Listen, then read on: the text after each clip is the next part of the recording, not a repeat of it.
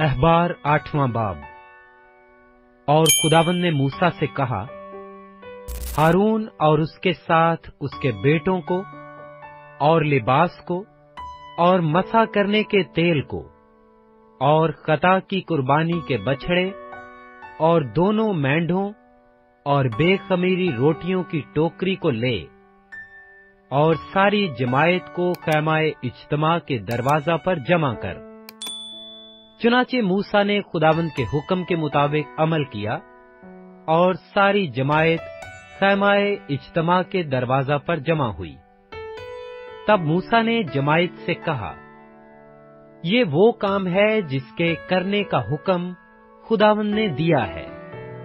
फिर मूसा हारून और उसके बेटों को आगे लाया और उनको पानी से गुस्ल दिलाया और उसको कुर्ता पहनाकर उस पर कमरबंद लपेटा और उसको जुब्बा पहनाकर उस पर आफूद लगाया और आफूद की कारीगरी से बुने हुए कमरबंद को उस पर लपेटा और उसी से उसको उसके ऊपर कस दिया और सीना बंद को उसके ऊपर लगाकर सीना बंद में ओरीम और तोईम लगा दिए और उसके सर पर अमामा रखा और अमामा पर सामने सोने के पत्थर यानी मुकद्दस ताज को लगाया, जैसा खुदावंद ने मूसा को हुक्म किया था।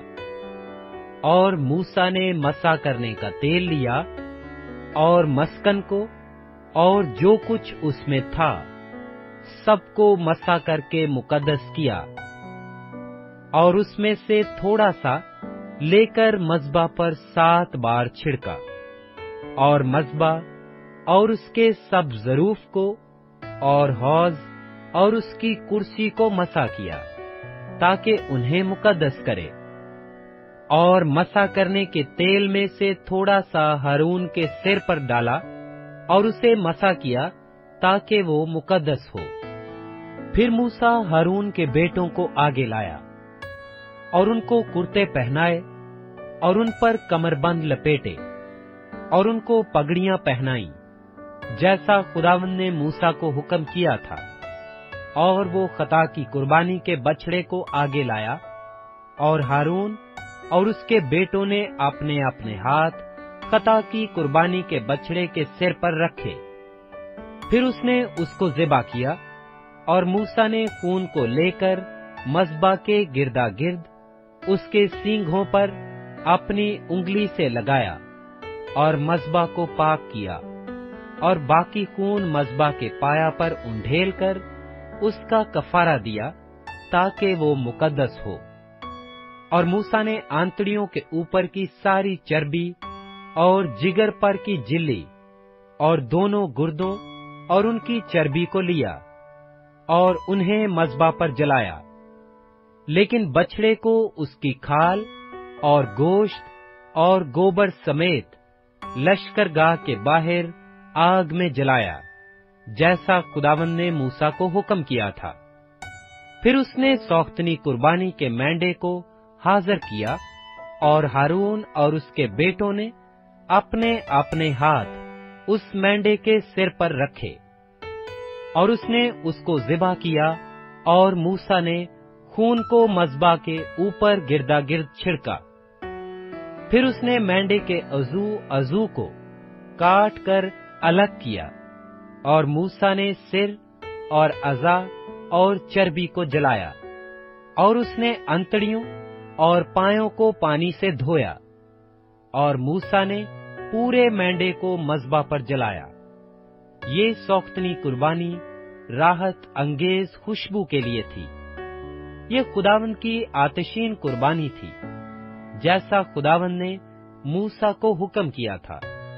और उसने दूसरे मेंढे को जो तखसीसी मेंढा था हाजिर किया और हारून और उसके बेटों ने अपने अपने हाथ उस मेंढे के सिर पर रखे और उसने उसको ज़िबा किया और मूसा ने उसका कुछ खून लेकर उसे हारून के दाहिने कान की लौ पर और दाहिने हाथ के अंगूठे और दाहिने पांव के अंगूठे पर लगाया।